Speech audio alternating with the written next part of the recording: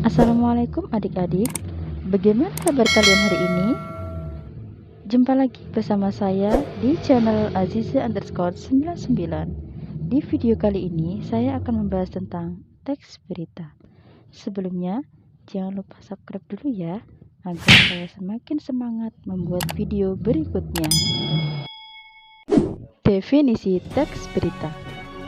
Berita adalah kejadian atau peristiwa yang hangat berisi kabar atau pengumuman atau pemberitahuan.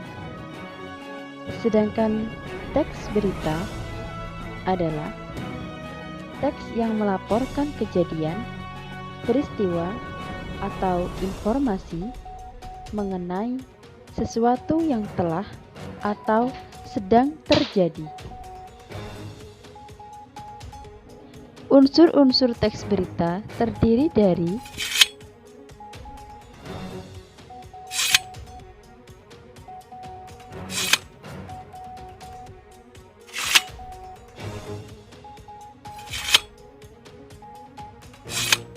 atau mudah kita sebut dengan adik Simba.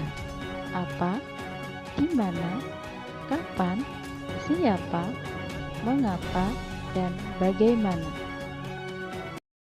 Nah, adik-adik, perhatikan video berikut ini. Indonesia 2 hari berturut-turut tercatat sebagai negara dengan kasus harian tertinggi di dunia. Menteri Kesehatan khawatir tingginya kasus corona di tanah air berlangsung hingga akhir Juli.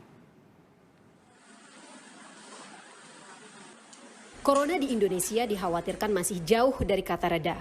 Situs penyedia data kasus COVID-19 mencatat Indonesia sudah 2 kali berturut-turut paling tinggi. Pada 12 Juli lalu, penambahan kasus baru di Indonesia paling tinggi dengan lebih dari 40.000 kasus. Angka kematian Indonesia juga menjadi yang tertinggi di dunia. Kondisi tak jauh beda terjadi pada data 13 Juli kemarin. Dengan lebih dari 47.000 kasus, Indonesia berada di atas Brasil, Spanyol, bahkan India. Rem darurat yang ditarik pemerintah memang belum bisa menahan laju penularan corona di tanah air. Di hadapan anggota Komisi 9 DPR, Menteri Kesehatan khawatir kenaikan angka positif COVID terjadi hingga pertengahan bahkan akhir Juli. Kalkulasi ini berkaca pada pengalaman gelombang pertama India. Begitu kita lihat kenaikannya cepat sekali dalam 2 minggu sesudah Lebaran, kita melakukan rekalkulasi berdasarkan data-data yang ada di India, karena India juga kenaikannya cepat sekali. Jadi kalau saya melihat, ini mungkin di bulan ini kita harus antisipasi. Sampai akhir bulan kita harus benar-benar mempersiapkan fasilitas kesehatan kita, dan ini sangat ditentukan oleh ketegasan kita, disiplin kita untuk mengurangi pergerakan. Satgas COVID-19 pun tak tinggal diam. PPKM darurat yang diklaim telah bisa menekan laju pergerakan warga akan diperpanjang. Satgas menyebut penularan COVID-19 belum terkendali. Yang mekanisme tepatnya masih diteliti hingga saat ini.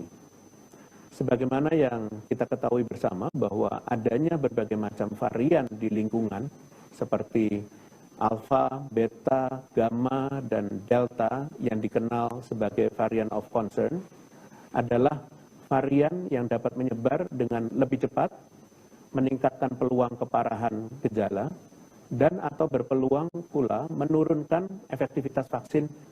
Terakhir, pemerintah akan terus melihat efek implementasi kebijakan di lapangan. Jika kondisi belum cukup terkendali, maka perpanjangan kebijakan maupun penerapan kebijakan lain bukanlah hal yang tidak mungkin dilakukan demi keselamatan dan kesehatan masyarakat secara luas.